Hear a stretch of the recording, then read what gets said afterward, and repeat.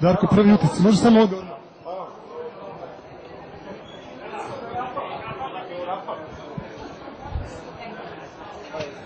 Darko Miličić, pjesnik uprkos poreza, prvi utisci. Vi što ova tri govnara najveća, ove tri pičketine od sudija su nas pokrile, eto šta je bilo.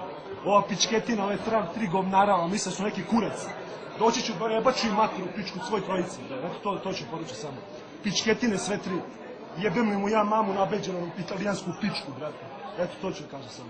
Darko, malo se smiri, pak utisci, utakmici. Govnar bre, popušeni kurac, malo je to napišite, brate. Sva trojica, jedan i drugi i treći, bolje kurac kosu. Eto to ću kažem. Dobro ste se šibali. Da ste šibali pičketine, jedna ne sudi ništa, ustro ste, jebaću mu kevicu malo, ja usta bre. Ako ima čerku i čerku ću da mu kada. Eto. Vraća bre, veru, viš, borimo se tu, umra se čovječe. Na infuziju sad razumeš, oni vas pokradu tu ko govna. Eto.